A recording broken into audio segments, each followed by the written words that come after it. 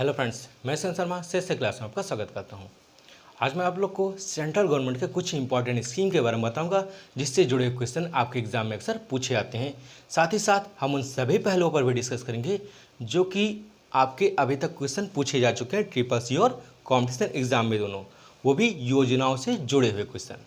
तो हम देखते हैं कि सेंट्रल गवर्नमेंट की वो कौन सी योजना है जिससे जुड़े हुए क्वेश्चन आपके एग्जाम में अक्सर पूछे जाते हैं और उसका मुख्य उद्देश्य क्या था। देखिए, वैसे तो सेंट्रल गवर्नमेंट की बहुत सी योजनाएं हैं, करीब 150-200 के आसपास योजनाएं रहती हैं। ये संख्या क्यों निर्धारित नहीं रहती, क्योंकि आए दिन कोई ना कोई योजना बनती रहती है, तो ये कोई फिक्स नहीं रहता कि ये 3 योजनाएं सरकार की हैं। क्योंकि आज मान लिया 160 हैं, कल 162 हो जाएंगे, फिर 165 हो जाएंगी, तो संख्या में अपडेट होता रहता है। इसलिए हम उन सभी योजनाओं को याद करना भी पॉसिबल नहीं है। तो हम उन योजनाओं को देखेंगे जो इंपॉर्टेंट, जो 10-15 हैं जिनसे जुड़े हुए क्वेश्चन आपके एग्जाम में पूछे जाते हैं। आइए देखते हैं कौन सी योजनाएं हैं। पहला जैसे लिखा हुआ है स्वच्छ भारत मिशन। देखिए, स्वच्छ भारत मिशन क्या है। सन 2014 में जब बीजेपी की सरकार आई, उसी वर्ष 2 अक्टूबर जिस दिन गांधी जयंती मनाई जाती है, हमारे प्रधानमंत्री नरेंद्र मोदी जी के द्वारा स्वच्छ भारत मिशन की शुरुआत की गई, जिसके तहत लोगों को स्वच्छता के प्रति जागरूक किया गया। इस पहल की बहुत ही तारीफ भी हुई। अमेरिका के राष्ट्रपति बराक ओबामा के द्वारा इस योजना की तारीफ भी की गई थी। तो हमें सिर्फ ये ध्यान रखना है कि स्वच्छ भारत मिशन प्रत्येक वर्ष गांधी जयंती पर इसकी शुरुआत की गई थी। कब? सन 2014 में, जिसका उद्देश्य क्या था? लोगों को सफाई के प्रति जागरूक करना। तो एग्जाम में क्वेश्चन ये पूछे गए हैं कई बार कि जो 2 अक्टूबर है उसको किस रूप में मनाया जाता है। ये जैसे गांधी जयंती के रूप में तो मनाते ही थे, अब हम स्वच्छ भारत मिशन के रूप में भी मनाते हैं। तो अगर गांधी जयंती रहे और स्वच्छ भारत मिशन रहे तो बोथ ऑफ एबव हो जाता है, दोनों हो जाएंगे। लेकिन अगर गांधी जयंती ना दिया रहेगा तो वहाँ पर आप स्वच्छ भारत मिशन पर टिक करेंगे। ये ध्यान रखिएगा कि प्रत्येक वर्ष 2 अक्टूबर को स्वच्छ भारत मिशन किसी फेमस पर्सन के द्वारा किसी सार्वजनिक प्लेस पर साफ सफाई की जाती है, जिससे कि लोग जागरूक हो सकें। तो उद्देश्य क्या था? लोगों को सफाई के प्रति जागरूक करना। देन दूसरा था दीनदयाल उपाध्याय योजना। दीनदयाल उपाध्याय अंत्योदय, ये था अंत्योदय योजना। तो इस योजना के तहत जो गांव के लोग हैं और शहर के लोग हैं, दोनों ही वर्गों के लोगों को कौशल विकास करना, इनके अंदर जो गुण है उस गुण को उभारना, जिससे व्यक्ति क्या करे? अपना रोजगार प्राप्त कर सके। तो इसका जो मुख्य उद्देश्य था, लोगों को रोजगार देना था। रोजगार, जो ही बेरोजगारी सबसे बड़ी समस्या है, तो सबसे बड़ी समस्या है, इसलिए लोगों को क्या करना है? उनके अंदर कौशल विकास करना, जिसकी कि वो किसी रोजगार को अपना सकें या कोई रोजगार उनको मिल सके। कौशल विकास करना था, जिसकी शुरुआत कब हुई थी? 25 सितंबर सन 2014 को हुई थी। तो लॉन्चिंग डेट, उसका मुख्य उद्देश्य और ये योजना का नाम क्या था, ये आपको याद करना है। थर्ड आपका अटल पेंशन योजना। देखिए, अटल पेंशन योजना क्या थी? जैसे लिखा है पेंशन, तो पेंशन क्या होता है? पेंशन अक्सर जब 50-60 साल बाद मिलते हैं। अब 50-60 साल बाद मिलते हैं पेंशन, कुछ रुपया, जो कि जिससे कि हमारा जीवन चल सके। तो इसके लिए क्या करना पड़ता है, कैसे मिलते हैं, वो आप देखेंगे। इसका जो करना क्या पड़ता है, जैसे जिसकी एज जो रहती है 18 से 40 साल तक, वो इस योजना में पार्टिसिपेट कर सकता है। इस योजना को 18 से 40 साल रहते हैं, तो योजना में कुछ रुपये आपको जमा करने पड़ते हैं और साथ ही साथ सेंट्रल गवर्नमेंट भी आपके साथ कुछ रुपया जमा करेगी। यह दोनों रुपया जमा हो जाएगा।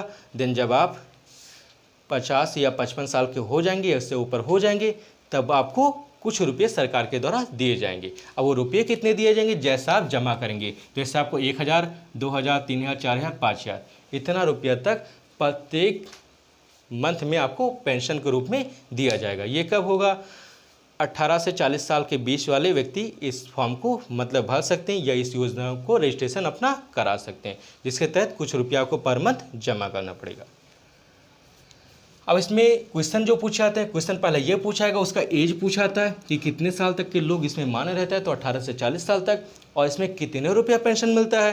तो ये तो जिस हिसाब से जमा करते हैं रुपया उस हिसाब से मिलेगा। वैसे मिनिमम जो होता है 1000 और मैक्सिमम जो होता है 5000 रुपये। तो 1000 से 5000 अगर रहेगा तो वो सारे सही रहते हैं, और कोई एक रहेगा तो उस पर आप टिक कर सकते हैं। आप क्वेश्चन बुक में देखते रहेंगे कैसे बनते हैं क्वेश्चन, कैसे रहते हैं, प्रैक्टिस करेंगे, क्योंकि प्रैक्टिस सबसे बड़ी चीज़ है। प्रैक्टिस ही सबसे ज़्यादा इंपॉर्टेंस होती है किसी पेपर को पास करने में। थर्ड लिखा है प्रधानमंत्री ज्योति बीमा योजना।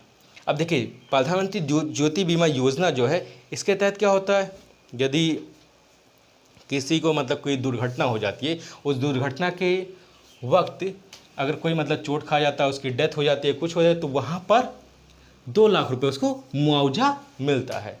कब?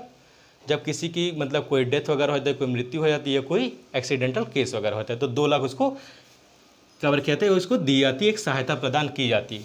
इसकी जो होगी वो क्या होगा, जैसे इसमें कौन कौन से मान हैं, 18 से 50 साल तक के जो लोग होंगे उन्हीं का रहेगा मान कि ज्योति बीमा योजना का कौन लाभ उठा सकता है। अब ये नहीं कि 50 साल के ऊपर हो जाए, उनकी भी कोई दुर्घटना हो जाए तो उनको भी मिलेगा, ऐसा नहीं है। तो इसके तहत आपको रजिस्ट्रेशन करना पड़ता है। थर्ड लिखे आपके प्रधानमंत्री सुरक्षा बीमा योजना। अब सुरक्षा बीमा योजना देखिए, जैसे हम कोई भी बीमा कराते हैं तो बीमा का उद्देश्य क्या होता है, हम अपनी लाइफ को सिक्योर कर देते हैं, लाइफ को। अब ये नहीं कि हाँ हमें कुछ नहीं होगा, ठीक है, इस तरह सिक्योर नहीं, लेकिन ये है कि अगर हमें मान लिया कुछ हो जाए, जैसे मान लो विकलांग हो जाते हैं, विकलांग क्या उसको कह देंगे, दिव्यांग कहेंगे, ठीक है। अगर हम दिव्यांग हो जाते हैं तो दिव्यांग होने के बाद में कोई अगर एक्सीडेंट हो जाए, तो एक्सीडेंट होने के बाद में अगर दिव्यांग हो जाते हैं तो दिव्यांग होते समय अगर मुख्य रूप थोड़ा बहुत है आंशिक रूप से, तब तो 1 लाख रुपये तक दिए जाते हैं। अगर ज़्यादा कुछ होता है, बहुत ही ज़्यादा चोट वगैरह लग जाती है, तब 2 लाख दिए जाते हैं, और मृत्यु होने पर मृत्यु हो जाए तब तो 2 लाख मिलता ही है। तो फिलहाल ऐसा कोई कंडीशन ना है, इसलिए किसको रहते हैं, 18 से 70 साल तक के जो व्यक्ति हैं उनमें अगर किसी प्रकार से एक्सीडेंटल केस हो जाता है तो वहाँ पर अगर आंशिक रूप से रहते हैं तब तो 1 लाख रुपये होगा, और अगर ज़्यादा दुर्घटना में ज़्यादा चोट वगैरह लग जाती है तब 2 लाख रुपये मिलेंगे। थर्ड लिखा है पीएम आवास योजना, मतलब जो छठा है वो आपका लिखा है पीएम आवास योजना। अब पीएम आवास योजना क्या है, इसके तहत जितने भी भारत में जितनी जनसंख्या है, अब उन सभी जनसंख्या में जो भी लोग या जिन लोगों के पास में घर नहीं है, आवास नहीं है, उन सभी को आवास प्रोवाइड करना। कब तक? सन 2022 तक, जैसा कि हमारे नरेंद्र मोदी प्रधानमंत्री जी के द्वारा कहना है कि सन 2022 तक जितने भी लोग बेघर हैं या आवास नहीं है, उन सभी को आवास प्रोवाइड करना, ये लक्ष्य है। किसके तहत? पीएम आवास योजना के तहत। तो इसमें क्या लिखेंगे आप, सभी को क्या करेंगे, सभी को आवास प्रोवाइड करने का लक्ष्य। कब तक? सन 2022 तक, ये देंगे 2022 तक सभी के पास में आवास होगा। पीएम जनधन योजना, ये तो सबसे फेमस योजना थी, बहुत से रिकॉर्ड भी बना लिए, क्योंकि इतना अकाउंट एक दिन में ओपन किसी भी देश में नहीं हुआ। तो गिनीज बुक में ये रिकॉर्ड भी दर्ज किया गया कि मतलब सबसे ज़्यादा अकाउंट जो ओपन करने का रिकॉर्ड एक दिन में था वो इंडिया में ही था, जनधन योजना के अंतर्गत। अब जनधन योजना थी, इसके अंतर्गत आपके बहुत से क्वेश्चन आते हैं। वो कौन कौन से क्वेश्चन आते हैं उस पर थोड़ा सा देखते हैं। देखिए पहला तो ये हो जाएगा आपका, ये योजना कब हुई थी?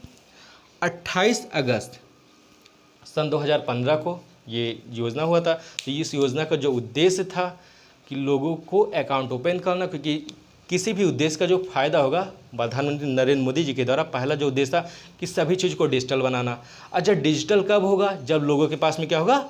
अकाउंट होगा।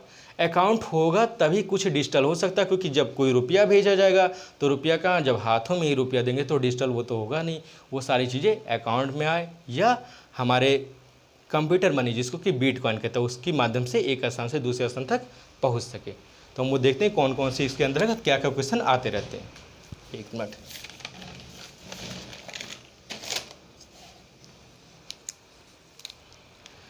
इसको थोड़ा आप ना लिखो तो इसको लिख लीजिए, हम इसको इरेज कर दें।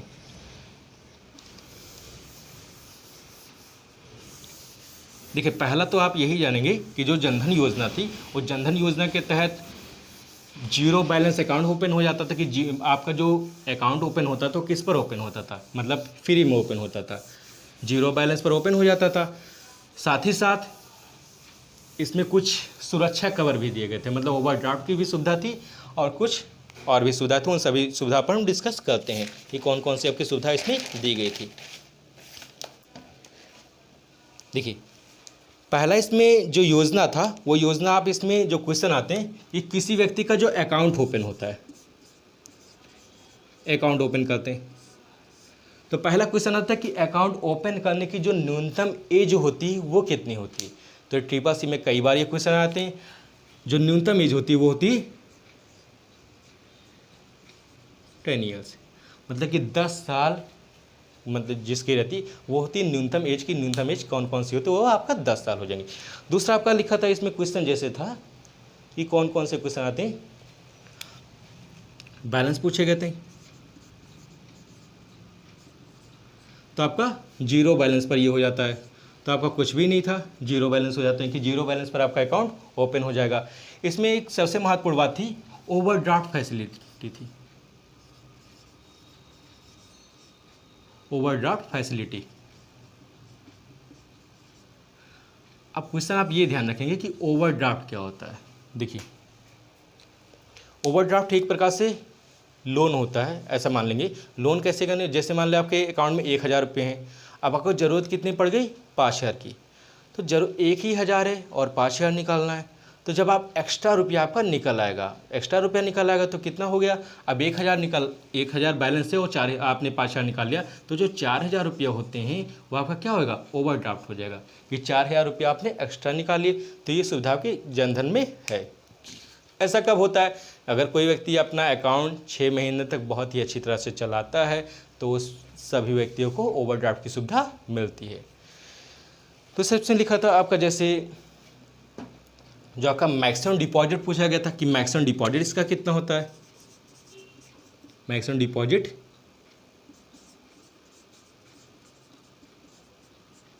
1 लाख। देखिए ये वो क्वेश्चन हम बता रहे हैं आपको जो कि आपके एग्जाम में पूछे जा चुके हैं कि कितना क्या होते हैं। ये मैक्सिमम डिपॉजिट आपका 1 लाख था, जो कि आपका ज़्यादा से ज़्यादा एक बार में इतना डिपॉजिट कर सकते हैं। देन इससे लास्ट में एक क्वेश्चन और पूछे गए थे कि आपका इसमें लाइफ इंश्योरेंस होता है। लाइफ इंश्योरेंस का मतलब यदि कोई दुर्घटना हो जाती, उन जनधन अकाउंट के सभी व्यक्तियों को अगर कोई दुर्घटना हो जाए तो उनको 30,000 रुपये 30,000 मुआवजे के रूप में दिया जाएगा। तो इसमें आप कह देंगे मुआवजा, जिसको कहते हैं लाइफ इंश्योरेंस कह देते हैं। लाइफ इंश्योरेंस इसमें कितना मिलता है आपको, 30,000 रुपये मिलेंगे। ये आपके जनधन अकाउंट से जुड़े हुए कुछ क्वेश्चन थे या कुछ टर्म थे जो कि मैंने आपको बता दिया। नेक्स्ट आते हैं इसके बाद में प्रधानमंत्री मुद्रा योजना। देखिए मुद्रा योजना क्या थी, लोगों को बिजनेस जो होता है छोटा मोटा, अब छोटा भी कुछ हो सकता है, बड़ा भी कुछ हो सकता है, तो बिजनेस के प्रति जागरूक करना था और जागरूकता के बाद में उनको लोन प्रोवाइड करना था जिससे कि वो अपना कोई ना कोई अपना कुटीर उद्योग हो जाते हैं, जैसे लघु उद्योग हो जाते हैं या कोई भी उद्योग वगैरह चला सकते हैं, जिसके तहत लोन दिए जाते हैं व्यापारियों को। अब व्यापारी को लोन दिया जाते तो कैसे दिया जाते हैं, कुछ छोटे वगैरह लोन थे, वहाँ पर क्या करते थे 50,000 रुपये तक, किशोर वगैरह को 50,000 से 5 लाख तक, और जो तरुण थे मतलब कि 50 साल के ऊपर वाले जो थे, ठीक है, वहाँ पर तरुण गए तो वहाँ पर 5 लाख से 10 लाख रुपये तक लोन दिए जाते थे जब कोई बड़ा योजना या बड़ा बिजनेस करने होते थे तब। लास्ट में इसके हैं उसको देखेंगे और कौन सी योजना है। देखिए प्रधानमंत्री फसल बीमा योजना। अब फसल के लिए क्या करते थे, इसका उद्देश्य था एक राष्ट्र एक योजना हो जाएंगी। इसमें फसलों को अक्सर देखते हैं आप, आग लग जाती है, फसल नुकसान हो जाते हैं बाढ़ वगैरह आने से, तो फसल का बीमा ये बहुत ही अच्छी योजना थी जिसके तहत किसानों को जो आत्महत्या करने वाली जो प्रवृत्ति बनी रहती थी उसमें कमी आना था। फसल बीमा का इतना उद्देश्य था। आपको लॉन्चिंग डेट सबसे महत्वपूर्ण रहती है कि लॉन्चिंग डेट किसकी क्या थी, ये ध्यान रखना है। लास्ट में आपका था पीएम गरीब कल्याण योजना। पीएम गरीब कल्याण योजना आपको ऐसा लग रहा हो कि ये योजना नई है, लेकिन नई नहीं रहती। अगर आप नेट पर एक बार सर्च करेंगे कौन कौन सी योजना है तो ये सब योजना आपको मिलेंगी। जो पीएम गरीब कल्याण योजना था, इसके तहत क्या था, जो काला धन है, अब काला धन आप बार बार सुनते होंगे, जो काला धन था उस काले धन को ला करके अकाउंट में जमा करना, मतलब बैंक में जमा करना, और उस बैलेंस से गरीबों का कल्याण करना जिससे कि वो अपने गरीबी स्तर से ऊपर उठ सकें। ये उद्देश्य किसका था, सेंट्रल गवर्नमेंट का, मतलब सेंट्रल गवर्नमेंट मतलब हमारे प्रधानमंत्री जी का ये उद्देश्य था कि देश का जो भी काला धन जहाँ पर है उसको लाकर बैंक में जमा करें, देन उस रुपये से गरीबों को उनकी गरीबी जीवन से ऊपर उठाना था। अब कुछ और योजना भी इसके अलावा बची हैं, वो कौन कौन सी योजना है उसके बारे में थोड़ा बहुत जान लेते हैं कि कौन कौन सी योजना आपके हैं। देखिए जैसा कि आपने सुना होगा नमामि गंगे योजना। तो नमामि गंगे योजना जो थी क्या थी आपकी, गंगा की सफाई करना। अब गंगा की सफाई तो बहुत सी सरकार ने की है, हमेशा करती आ रही है, लेकिन गंगा उतनी निर्मल हो नहीं सकी। तो आप ये ध्यान रखेंगे कि नमामि गंगे योजना जो था वो कि उससे क्वेश्चन आपके आते रहते हैं। तो क्वेश्चन करेंगे नमामि गंगे योजना। ये योजना का नाम जिसके तहत गंगा को स्वच्छ करना था। ठीक है, अब इसके तहत क्या था, गंगा को स्वच्छ करना था। इसमें एक क्वेश्चन पूछे गए कि इसकी जो लागत थी वो कितनी आई थी। इससे क्वेश्चन है 2037 करोड़ रुपये इसकी लागत थी। इसका बाद नेक्स्ट आएगा, ये तो कौन सा 11वां योजना था। 12 हो जाएगा जैसे आपका डिजी लॉकर। डिजी लॉकर योजना,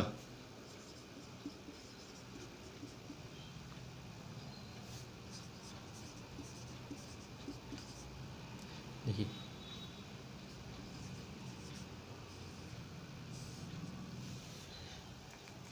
अब डिजी लॉकर योजना, डिजी का मतलब क्या होता है, डिजिटल।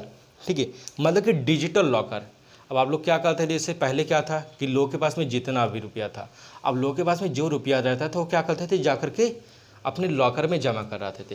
तो लॉकर जो जमा करते थे, तो लॉकर की जो सुविधा थी वह बैंकों में जमा रहती थी और फिर सभी लोग को प्रोवाइड नहीं हो पाती थी। अब जो डिजी लॉकर है, इसके तहत क्या करता कि सभी मनी को डिजिटल रूप में एक स्थान से दूसरे स्थान मतलब रख सकते थे और ये एक प्रकार से सुरक्षित भी था। तो डिजी का आप इतना ध्यान रखेंगे कि जो डिजी मतलब होता है डिजिटल होता है, लॉकर आपका डिजिटल लॉकर था जिसका उद्देश्य था कि लोगों के अंदर डिजिटल ई शासन की व्यवस्था लाना, ई शासन व्यवस्था लागू करना। मतलब सभी योजना जो थी, मतलब सारे जो आपके वर्क होते थे बैंक के, उन सब में डिजिटल प्रोसेस करना जिससे कि पारदर्शिता बनी रहे। इसका एक क्वेश्चन इसमें पूछे गए थे और किसका जो डिपार्टमेंट था वो कहाँ पर था या इसको किसने लॉन्च किया था। डिपार्टमेंट था इसका, नोट कर लेंगे, इसलिए था आपका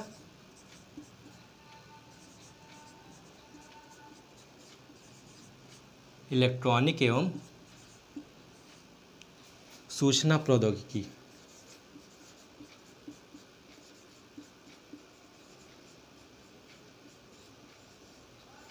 सूचना प्रौद्योगिकी विभाग। तो ये डिपार्टमेंट जिसके तहत आपका डिजी लॉकर योजना शुरुआत की गई थी। इसके बाद में एक और है आपका, जो आप अक्सर सुनते होंगे, make in India, digital India वगैरह ये सब रहते हैं। तो इसमें आपका डिजिटल इंडिया। देखिए डिजिटल जैसे नाम ही है, तो भारत को डिजिटल बनाना।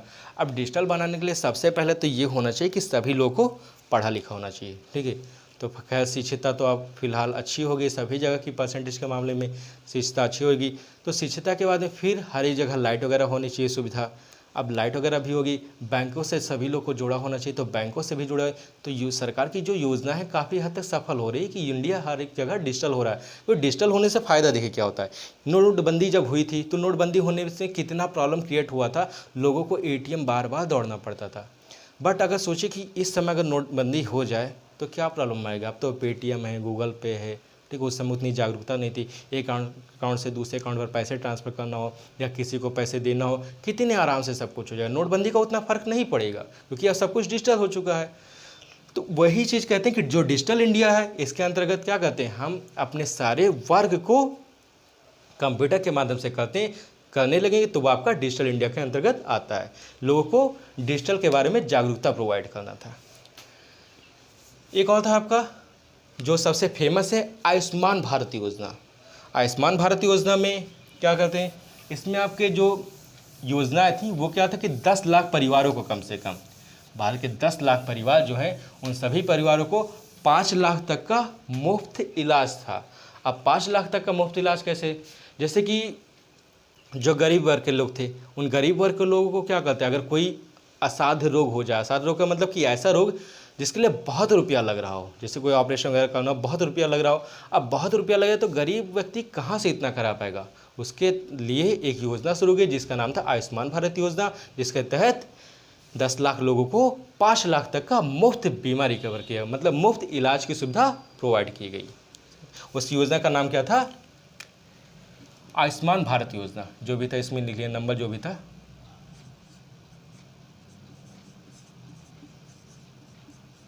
आयुष्मान भारत योजना।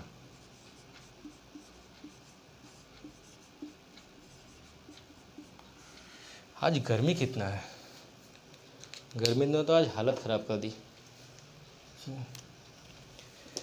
इसका लॉन्चिंग डेट ली थी 8 सितंबर, ये अभी जल्दी हुआ था 2018, ये लॉन्चिंग डेट थी। इसका यूज़ का था आर्थिक रूप से जो मतलब कमज़ोर वर्ग के लोग थे, गरीब लोग थे, आर्थिक रूप से कमज़ोर वर्ग के लोगों को, जिसमें क्या था 10 लाख लोगों को, 10 लाख लोगों को 5 लाख तक का, कितना लाख, 5 लाख, एग्ज़ाम में 2 पॉइंट याद करिएगा, 5 लाख तक के लोगों को क्या करता था, इतने लोगों को मुफ्त इलाज प्रोवाइड करना, मुफ्त इलाज। अब जितने भी लोग मतलब बीपीएल परिवार के थे या फिर कोई भी कार्ड धारक थे, लेकिन वह आर्थिक रूप से गरीब हों, अब आर्थिक रूप से गरीब थे, उन व्यक्तियों को 5 लाख तक का मुफ्त इलाज प्रोवाइड करना था। किसके तहत, आयुष्मान भारत योजना के तहत करना था। तो इसका लॉन्चिंग डेट और कितने लोग को कितना रुपया मिलना था, इससे मिलना मतलब रुपया नहीं मिलता, इतने रुपये का इलाज होता 5 लाख तक का। एक लास्ट करेंगे आप, पीएम उज्ज्वला योजना। देखिए यही योजना कुछ हद तक गांव में अच्छी थी, क्योंकि बार बार चूल्हा जलाना, धुआं लगना, ठीक है, कितनी प्रॉब्लम थी।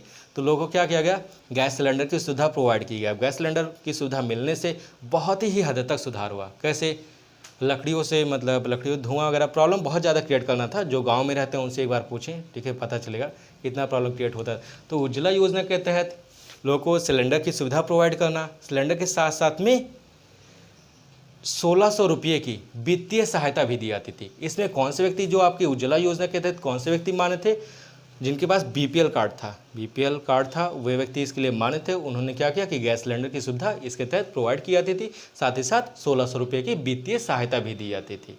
आप ध्यान रखिएगा। तो हमने जो आपको बताया उसमें आपको क्या ध्यान रखना है, पहला आपको योजना का नाम पहले याद कर लीजिए, और उस योजना का मुख्य उद्देश्य क्या था ये, एंड देन उसका लॉन्चिंग डेट क्या था, तो वो याद करें। कुछ में मैंने लॉन्चिंग डेट नहीं बताया है, क्योंकि उसका लॉन्चिंग डेट अभी तक कहीं पूछा नहीं गया है, तो इसलिए मैंने उसको नहीं बताया। देखिए हम एक्स्ट्रा को इसलिए कुछ नहीं बताते, क्योंकि वो एक्स्ट्रा चीज़ें अगर पूछी हैं किसी एग्ज़ाम में तो बताया जाए, और एक्स्ट्रा अगर कोई स्टूडेंट पढ़ना है तब तो सब कुछ गूगल पर है ही है, ठीक है, बहुत ही सब कुछ बहुत ही ज़्यादा पढ़ सकता है। लेकिन फ़िलहाल हम ही अपने एग्ज़ाम को पहला टारगेट करना है, उसके बाद में कुछ और टारगेट करना है। ये तो था हमारा आज का टॉपिक, जो कि आपका सेंट्रल गवर्नमेंट का था। अब नेक्स्ट टॉपिक कोई और नया चैप्टर देखेंगे, तब तक के लिए आप इसे पढ़ें। धन्यवाद।